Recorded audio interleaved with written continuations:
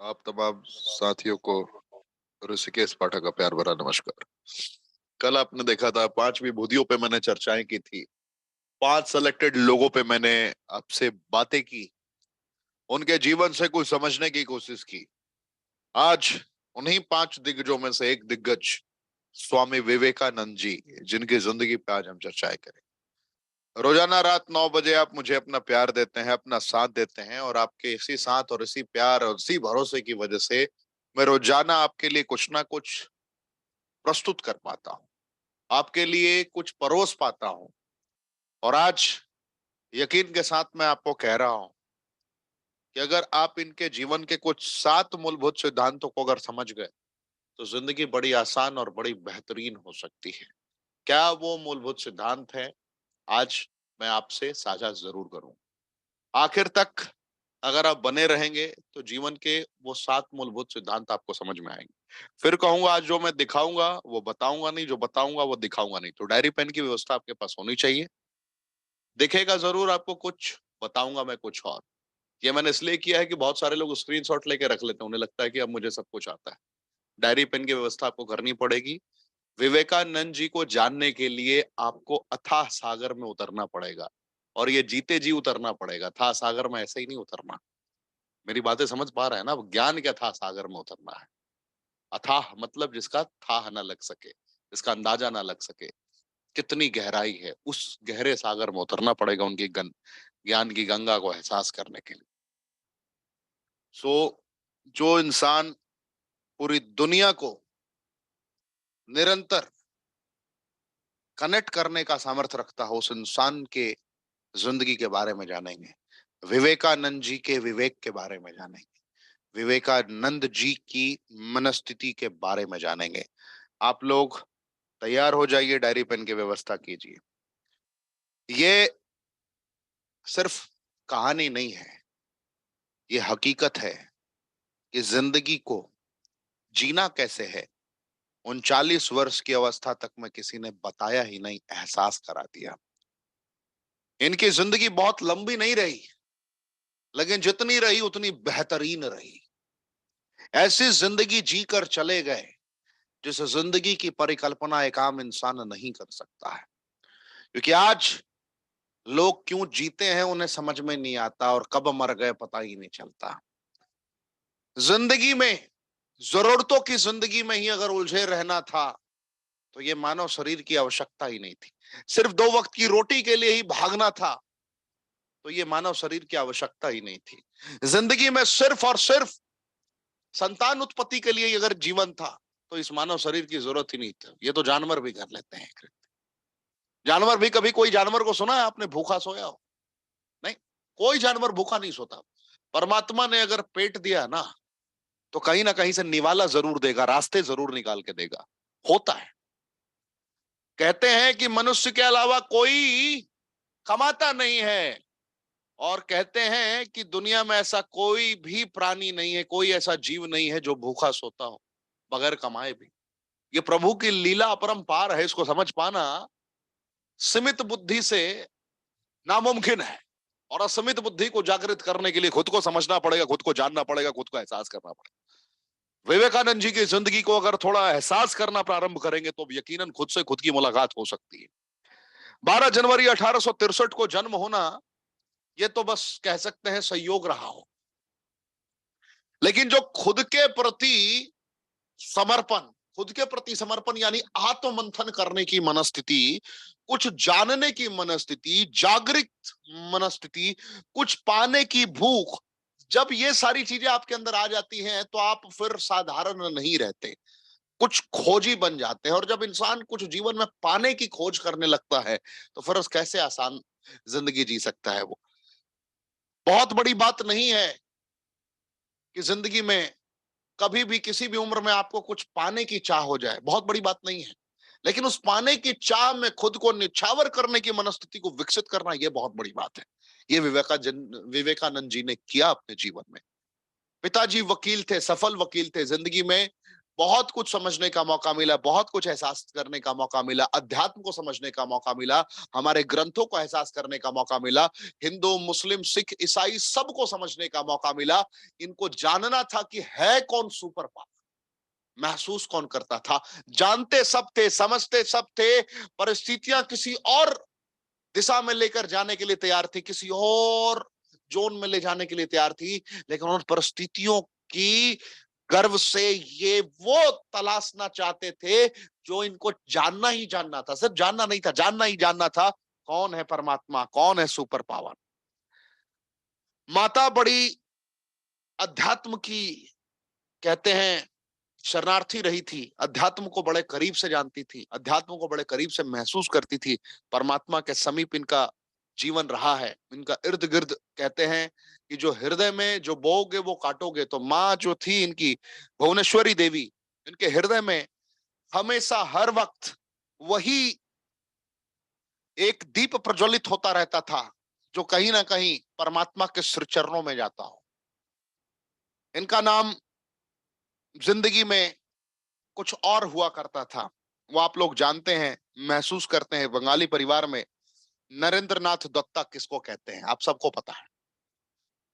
कैसे विवेकानंद तक, नंद जी तक का सफर रहा, ये बहुत चुनौतीपूर्ण रहा। कहते हैं जिंदगी में कभी बिना खोए कुछ पाया नहीं जाता, बिन खोए कोई कुछ पा नहीं सकता। बिल्कुल ये सत्य है। कहीं ना कहीं कुछ पाने के लिए कुछ खोना पड़ता है, और कभी कभी बहुत कुछ खोना पड़ता है। मुलाकात करने की जिद थी परमात्मा से, जानना था कि कौन है परमात्मा, उनकी अनुभूति चाहिए थी।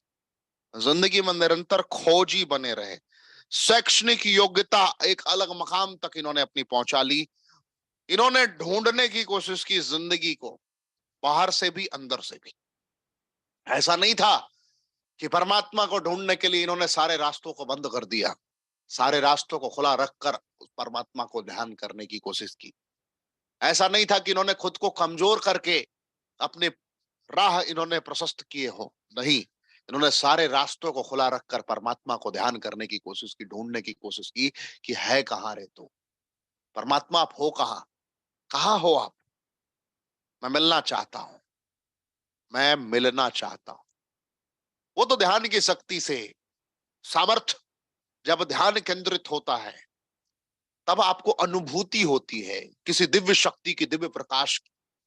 तलाश में थे, समझ नहीं आ रहा था करूं तो करूं क्या, कहां से मिलेंगे, कैसे मिलेंगे, किन परिस्थितियों में मिलेंगे, किन हालात में मिलेंगे।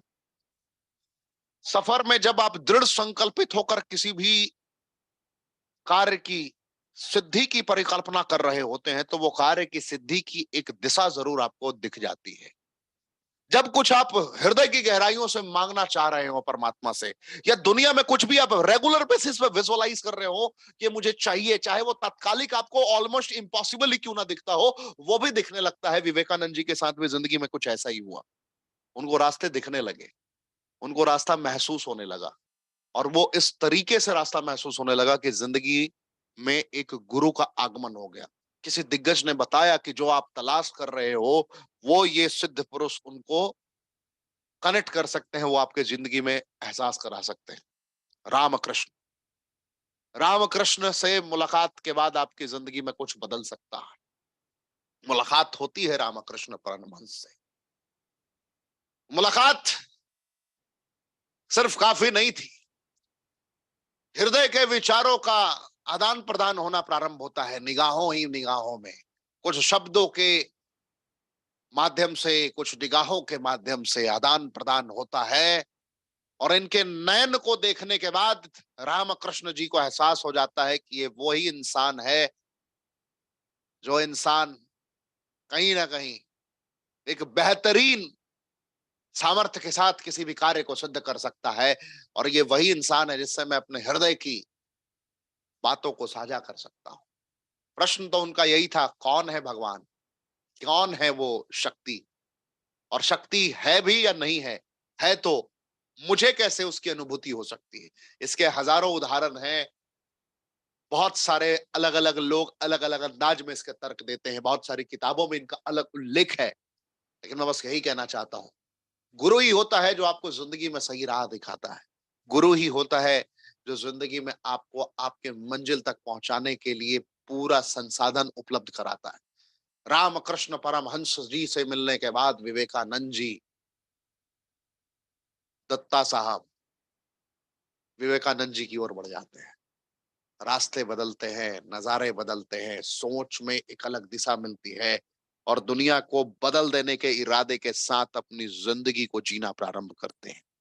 सत्य के रास्ते पे चलते हुए, धर्म के रास्ते पे चलते हुए, न्याय के रास्ते पे चलते हुए, कर्मेंद्रों को जागृत करने के दरमियान जो इन्हें सबसे बड़ी सीख मिलती है जिंदगी में, अगर इनकी तकनीक को समझने की कोशिश करें या इनकी मनस्थिति को समझने की कोशिश करें, तो हमें बहुत कुछ सीखने को मिल सकता है। आज की भी ट्रेनिंग बहुत छोटी है, लेकिन आपको बहुत कुछ समझ में आएगी। सबसे पहला, ऑलवेज बी हम्बल। इनकी जिंदगी के पूरी निचोड़ में बता रहा हूं, 7 पॉइंट आपको बताऊंगा, ये सातों पॉइंट आपकी जिंदगी में बहुत कारगर होगा। पहला पॉइंट है ऑलवेज बी हम्बल। जिंदगी में जब आप विनम्र रहेंगे, जिंदगी में जब आप किसी के प्रति भी अपना आभार प्रकट करने का सामर्थ्य रखेंगे, जिंदगी में अगर कभी भी आप किसी भी परिस्थितियों के सामने आप खुद की स्वार्थ की सिद्धि ना करते हुए किसी और के बारे में सोचना प्रारंभ करेंगे, किसी और को अगर उस तरीके से कनेक्ट करना स्टार्ट करेंगे, तो जिंदगी में बहुत दूर तक आप पहुंच सकते हैं। कहते हैं कि जब माँ से वो विदाई ले रहे थे, माँ से जब वो विदाई ले रहे थे अपनी जिंदगी में, जब वो जा रहे थे विदेश, उस वक्त माँ उन्हें देखना चाहती थी कि अब भी वही बच्चा है जिसे मैंने जन्म दिया था, कि आध्यात्मिक शक्तियों से इसने खुद को परिवर्तित कर लिया है। इसकी विचारधारा देखना चाहती थी। माँ ने जाते वक्त कुछ मिनट पहले कहा कि आप मुझे वो चाकू दो, आप मुझे वो चाकू दो। चाकू मांगा था। चाकू समझ रहे हो ना, वो छुरी जिसके एक तरफ लकड़ी का पट्टा होता है या कुछ ना कुछ कोटेड होता है, उस पे जड़ा होता है, जिसको आप पकड़ते हैं और उसके अलावा प्याज काटते हैं या कुछ भी करते हैं, कुछ भी एक्टिविटीज करते हैं आप, राइट? तो अमूमन आप क्या करते हैं, जो कवर अप होता है उसी ओर से आप सामने वाले को पकड़वाते हैं, और जो नोखीला होता है सामने वाला पकड़ता है, राइट?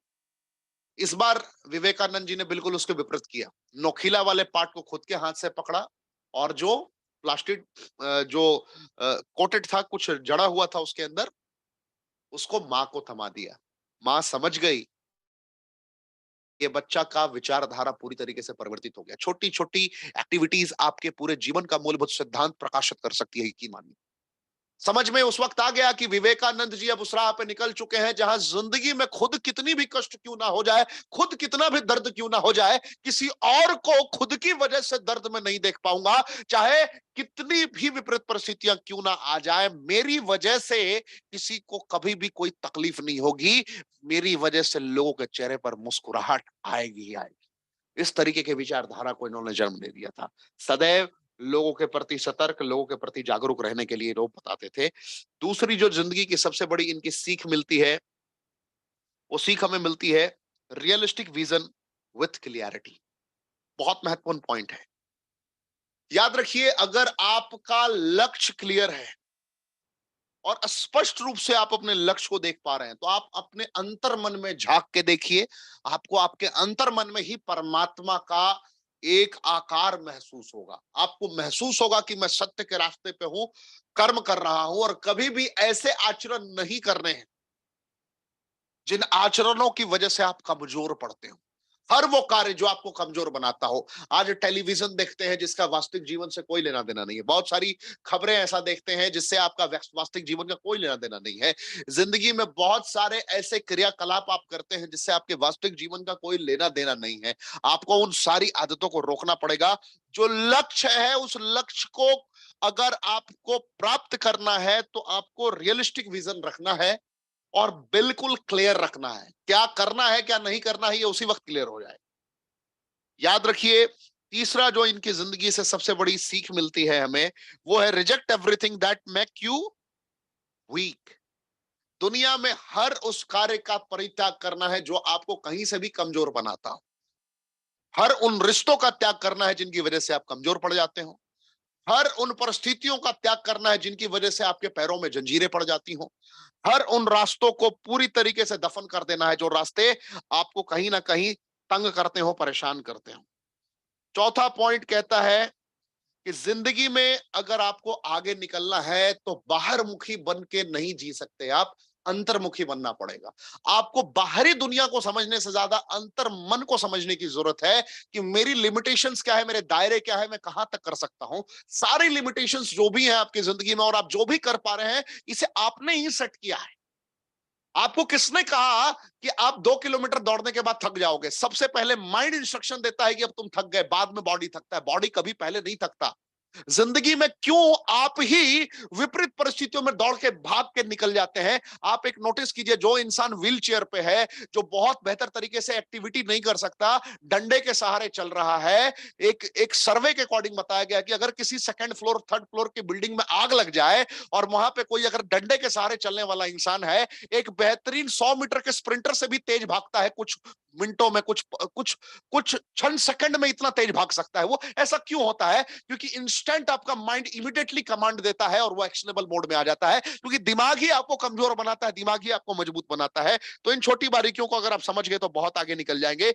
याद रखिए, अंतर्मन को समझिए, अपनी शक्तियों को पहचानिए और खुद को झोंक दीजिए उसमें। ये विवेकानंद जी की जिंदगी की सबसे बड़ी सीख है, जिसको मैं निचोड़ कर आपके समक्ष लेकर आया हूं। इसके बाद विवेकानंद जी की जिंदगी से हमें सीखने को मिलता है, do one thing at a time. कुछ भी करिए, एक करिए, एक करो नंदना। एक लक्ष्य पे रहेंगे, कभी भटकेंगे नहीं। अचानक से 10 तरीके का अगर दिमाग में पकौड़ा तलने का माइंडसेट चल रहा होगा, इधर उधर की एक्टिविटीज करने का माइंडसेट चल रहा होगा कि चलो चलो अभी मैं पतंग उड़ा रहा हूं, चलो कुछ देर के बाद गिल्ली डंडा खेलूंगा, कुछ देर के बाद कबड्डी खेलूंगा, तो आप लटक जाएंगे। जो करना है एक बार करना है, एक ही टाइम में करना है। निश्चितता उसमें आपको सफलता मिलेगी, क्योंकि आप एकाग्रचित होकर उस कार्य को कर रहे होंगे। इसके बाद कहते हैं कि बहुत बड़ी ये सीख है, जिंदगी में किसी से कोई उम्मीद नहीं करनी है। करना सबके लिए है, उम्मीदें कभी नहीं करनी। Ask and want nothing in return. Nothing in return, बहुत बड़ी बात है ये। जब आप किसी के लिए कोई भी कार्य करें और उससे ये उम्मीद ही ना करें कि जीवन में मेरे लिए कुछ करेगा, चाहे कोई भी कार्य हो, किसी को 2 रुपए का मदद करना हो या किसी के लिए कुछ भी करना हो, जब किसी से उम्मीद नहीं रखेंगे ना, तो जिंदगी में क्या होगा ये आपको सिर्फ 2 महीने के अंदर समझ में आ जाएगा, अगर आप ये कर्म करना स्टार्ट करते हैं। सेल्फिश एंड सेल्फलेस, बहुत बड़ी पॉइंट है। सेल्फिश होकर इंसान खुद के लिए बहुत कुछ करता है, और कभी कभी निस्वार्थ भाव से कोई किसी के लिए बहुत कुछ कर सकता है। निस्वार्थ भाव वाले एक्सेप्शनल केस में दिखते हैं, लेकिन जो एक्सेप्शनल केस में निकलते हैं, वही परमार्थ को प्राप्त करते हैं, परमात्मा के श्री चरणों में जाते हैं। खाली हाथ आए थे, खाली हाथ जाओगे, कुछ भी लेकर नहीं आए हो, कुछ भी लेकर नहीं जाओगे। जो भी आपने किया है, कृति कर्म किया है, वही आपके साथ साथ जाएगा। विवेकानंद जी भी 39 वर्ष की अवस्था में दुनिया छोड़कर चले गए, लेकिन उनके द्वारा किया गया कृत्य पूरी दुनिया में जग जाहिर है। आज हम और आप उनकी चर्चाएं कर रहे हैं। ये आपके लिए 7 पॉइंट थे, जिसको आपने बहुत करीब से समझा होगा। शिकागो का वो स्पीच, सिस्टर्स एंड ब्रदर्स, जहां पे हिंदुत्व को, हिंदुस्तानियों के धर्म ग्रंथों को, अपनी मान्यताओं को जिस अंदाज में परोसा गया था, उसे शब्दों में बयां कर पाना इम्पॉसिबल है। पूरा विश्व शॉक था, पूरा विश्व समझ गया था कि किस अंदाज में विवेकानंद ने अपनी जिंदगी को जिया और किस अंदाज में जिया जा सकता है। रामकृष्ण मिशन आज भी उनके सिद्धांतों और बताए गए रणनीतियों का अनुपालन करते हुए हजारों युवाओं के लिए एक प्रेरणा स्रोत है। इनकी जिंदगी में जो इन्होंने साम्राज्य खड़ा किया, जो युवाओं के अंदर एक उम्मीद की किरण जगाई, आज भी हजारों लोग जो जिंदगी में हताश और निराश होते हैं, विवेकानंद जी के सिद्धांतों के अनुकूल जीते हैं, कर्म करते हैं और कर्मेंद्रों को जागृत करके अपने वजूद को प्राप्त करने की कोशिश करते हैं निरंतर। यकीन मानिए, बहुत कुछ है जिंदगी में इनसे सीखने के लिए। इनके फेवरेट कोट्स को आप देख सकते हैं, उठो जागो कर्म करो और तब तक मत रुको जब तक आपके सपने पूरे ना हो जाए, जब तक उन सपनों को आप निचोड़ ना लो, तब तक रुकना नहीं है, थकना नहीं है, बैठना नहीं है। बहुत सारी चीजें हैं जो जिंदगी में इनसे सीखने को मिलती है। मैं आशा करता हूं इनकी जिंदगी से आपने ये 7 पॉइंट को समझ लिया होगा, ग्रहण कर लिया होगा। अब आप रुकेंगे नहीं, ठहरेंगे नहीं। ये 2 किताबें मैं आपके लिए रिकमेंड करता हूं। डिटेल ट्रेनिंग, बहुत डेप्थ में मैं नहीं जाना चाहता, बस बेसिक्स बताना चाहता हूं, क्योंकि गहराई में आपने तो बहुत किताबें पढ़ी होंगी। 2 किताबें मैं आपके लिए छोड़ देता हूं। The Vivekananda handbook for everyday living, daily कैसे जिंदगी जीना है, इसके बारे में एक बहुत बेहतरीन अंशुल चतुर्वेदी जी ने किताब लिखी है। इस किताब को पढ़िए। और ये देखिए, इमोशनल इंटेलिजेंस, ये भी बड़ी कमाल की बुक है। इस किताब को जब पढ़ेंगे तो आपको बहुत कुछ विवेकानंद जी की जिंदगी के बारे में देखने को, समझने को और सीखने को मिल सकता है। मैं ऐसा करता हूं ये वीडियो आपको समझ में आई हो। अगर समझ में आई हो तो चैनल को सब्सक्राइब करिए, इमीडिएटली अभी सब्सक्राइब करिए, बेल आइकन क्लिक करिए और अपने तमाम ग्रुप्स में फॉरवर्ड कीजिए। मैं आशा करता हूं कि इनकी 7 सीख आपके जिंदगी में बहुत हद तक कारगर सिद्ध होगी और आप अपने ही क्षेत्र में अपने फील्ड के मास्टर बन के लोगों की मदद करेंगे, निस्वार्थ भाव में मदद करेंगे। याद रखना है, खाली हाथ आए थे खाली हाथ जाओगे। जो भी रहेगा आपकी कृति ही यहां रहने वाली है कि आपने लोगों के लिए क्या किया, लोगों की मानसिकता के लिए क्या किया। Thank you. जय हिंद।